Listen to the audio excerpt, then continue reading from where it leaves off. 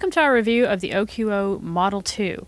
As you can see, this is an ultramobile PC, which we actually have one here. And what you're looking at is what it looks like on the outside. And the ports, although you can't really see them, it includes USB, HDMI, and also a connector which allows you to actually add in another USB as well as video. It also includes a jack for headphones and a microphone, and built-in wireless on the sides so that you can get a signal up to 108 megabits per second if you're close enough to the source. It also has built-in Bluetooth. You can use it with tablet functions if you have Vista or the XP Tablet Edition, or use the keyboard that's included that slides out. As you can see, it's a full Microsoft Windows computer. Here it's shown actually booting up into Windows XP, and it can run any Windows program. You can see the full program list on this, including Microsoft Office and various business applications. But since this is a review for geospatial, we're going to look at actually ArcMap 9.2 running on the OQO. So here you can see it's starting up, and this is actually running with a vector file that was taken from GPS, and it's running a web service as a raster layer below it. So it's actually pulling in a web service of aerial photographs. So you have all the functionality that you have. Now, the processor specs are a little bit on the slow side, so it's a 1.5 gigahertz. So it's not going to run as fast as your desktop, but it can actually run these programs. This is Google Earth, and here you can see Google Earth initializing. Now, this is not something, obviously, that would replace your desktop or even a more powerful laptop.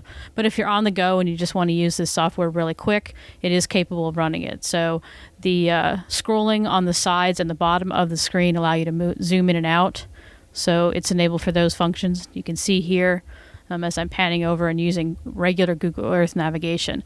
The left side is actually the mouse. So it's a button for a left mouse click and a right mouse click, and it's a track stick that handles mouse movement. So there you can see the mouse movement and the clicking. It's a little bit different for people who are not used to these types of things. So if you're used to a touchpad, I actually own a ThinkPad. So for me, the track stick is actually very easy to use. A little bit more. Now we're going to zoom in and look at Google Earth, just clicking and using the standard functionality. So that's just kind of an idea of Google Earth. Now here it is in the 2D map program. This is Virtual Earth. As you can see, again, it runs a little bit slower maybe than you're used to with a higher powered laptop, but it's certainly fast enough to do it, and it is running over an internet connection. One of the weaknesses of the OQO is that the range of the wireless is not nearly what it is for a larger size laptop, and that's just simply due to the size. To try to compensate, they actually have two wireless antennas on it, and when you're very close to a source of wireless, the signal is very powerful. And here you can see running a standard web browser. So this is just going to our own website, VerySpatial, and looking at the feed.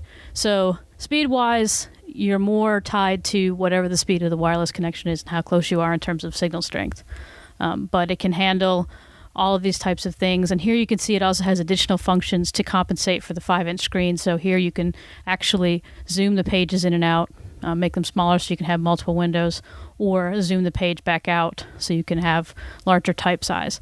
And that would be one issue, is that if you have eyesight issues, that the small screen can be difficult to read, but they've compensated. While the native resolution isn't that great, with a zoom factor you can actually get resolutions that approach those of a larger laptop and desktop. So that actually compensates for the fact that the screen is only 5 inches. OQO's site is OQO.com, and you can head over there.